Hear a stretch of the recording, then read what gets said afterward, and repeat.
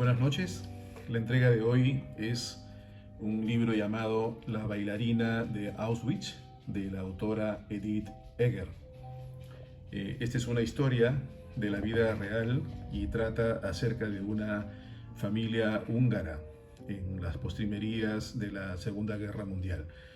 Esta familia es sacada de su tierra natal, de Hungría, y llevada a los campos de concentración. La familia estaba compuesta por Edith, dos hermanas, papá y mamá, de las cuales solo una de las hermanas logra quedarse en Hungría. Todas van al campo de concentración de Auschwitz y finalmente, apenas llegado, el papá y mamá son enviados a los crematorios y mueren directamente. Edith y su hermana Magda se quedan en el campo de concentración, pasan evidentemente muchas peripecias, muchas necesidades, muchos abusos propios de los centros de concentración nazi. Y esta primera parte es una historia de supervivencia, ¿no? Entonces, Edith era atleta, gimnasta y además era bailarina de ballet. Y en una de las incursiones que hace el doctor Mengele al pabellón donde ella estaba, se entera de que ella había sido bailarina y de alguna forma eso le salva la vida a ella en ese momento, porque el doctor le pide que baile para ella baila para él y eso parece desencadenar que ella tenga en algún momento algunos pequeños privilegios que logran salvarle la vida. Esta es una historia de supervivencia entre ambas. En realidad, Edith y su hermana Magda eran inseparables y sentían que cada uno vivía para la otra. Su esperanza, el motivo por el cual seguían vivas era cuidar una de la otra, y eso fue lo que los mantuvo vivas durante todo el tiempo que estuvieron encerradas. Finalmente, en las postrimerías ya ellos son rescatadas. Magda logró salir antes. Edith se quedó, estaba muy delicada de salud, ya prácticamente desfalleciente, y ella estaba en el grupo, digamos, en una montaña de cadáveres que cualquier soldado, cualquier persona podría darla por muerta. No tenía fuerzas ni para gritar ni para levantar una mano, y milagrosamente un soldado norteamericano logró verla y finalmente fue rescatada. Ella sale, regresa a su tierra natal y logra conocer ahí a una persona que también era huérfano, era un comerciante que tenía mucho dinero heredado de sus padres. Logra casarse con él, y cuando ella había pensado que tenía, digamos, la vida arreglada y la libertad, finalmente se da cuenta de que ella había entrado a otra esclavitud, ¿no? La época de las posguerras también eran las pugnas del capitalismo, el socialismo, el comunismo, y ellos, al ser una familia acomodada, de alguna forma tenían presión por los grupos económicos, políticos, para su apoyo. Entonces ellos ven inmanejable quedarse ahí y deciden salir del país. Ya tenían sus hijos. Entonces, primero deciden irse a Israel, pero previamente habían solicitado una visa a Estados Unidos. Finalmente deciden irse a Israel, es más, previamente mandan todo un vagón con todas sus joyas, sus pertenencias, todo su patrimonio escondido entre la ropa de los chicos, etc., para luego ir ellos. Pero en ese camino sucede algo interesante, porque tienen que tomar una decisión rápida. Le sale el visado a Estados Unidos y finalmente Edith decide ir a Estados Unidos. La idea del esposo, Bela, era hacer una fábrica de macarrones en Israel y vivir de eso, pero al ir a Estados Unidos deciden ir a la nada, ir solos, pasan una época de penurias muy complicada, con sueldos ínfimos, porque ambos no tenían la profesión que lo pudiera respaldar. Y, por ejemplo, ir al cine un día con sus hijos era un día de fiesta, ¿no? Era un lujo, a ese nivel era. Posteriormente ellos logran salir adelante, el esposo logra tener una profesión, y ella decide estudiar psicología. a los 40 años más o menos. Después de estudiar unos meses, declina porque uno de sus hijos tenía problemas mentales y los médicos le recomendaban que la familia tenía que estar muy cerca de él para que lo ayude y él pueda tener una vida normal o casi normal en el futuro.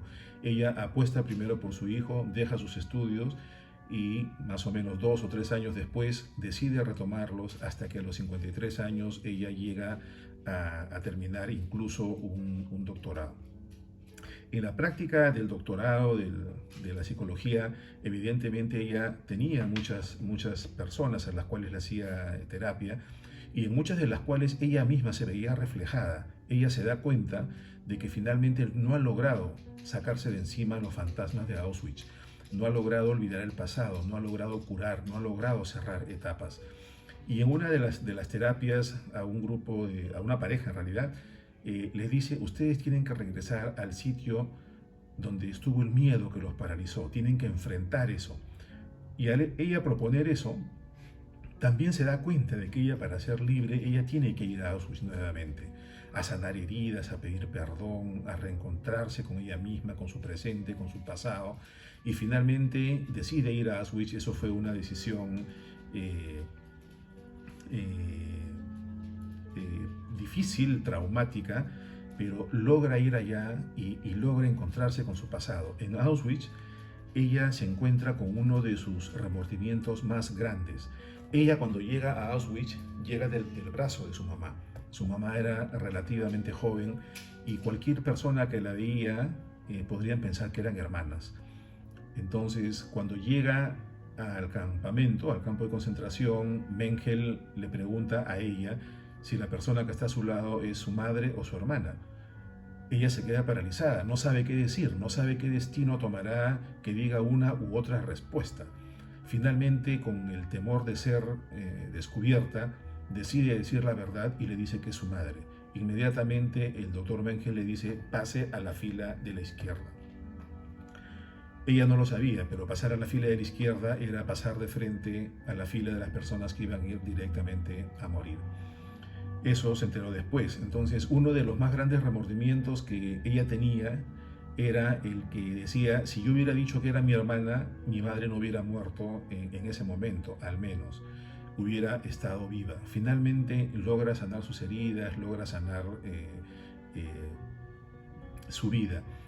Y algo curiosísimo es que en el campo de concentración había en la puerta de entrada un letrero que decía, el trabajo os hará libres.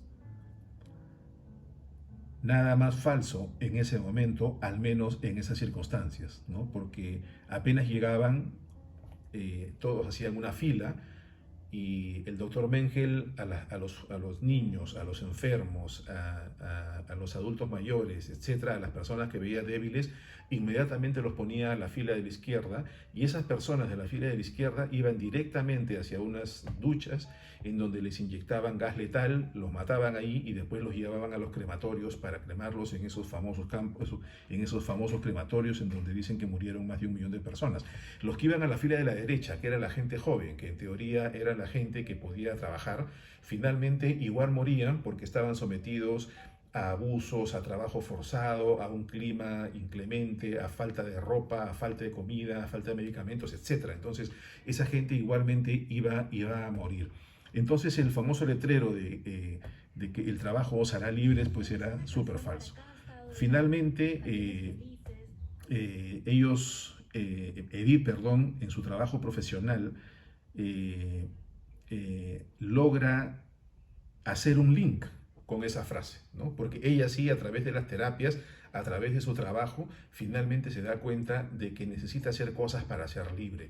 Entonces ella sí, a lo largo de su vida posterior a que salió del campo de concentración, el trabajo realmente la hizo libre. Esta es una historia de resiliencia total, es una historia real de una persona que el día de hoy tiene 90 años, es conferencista, en fin, ha hecho un trabajo súper interesante y finalmente llegó a ser discípula de Viktor Frankl, el famoso psicólogo que escribió un libro muy famoso, ¿no?, acerca de la actitud que uno debe tener ante la vida y que también él fue un sobreviviente o superviviente de los campos de concentración de Auschwitz.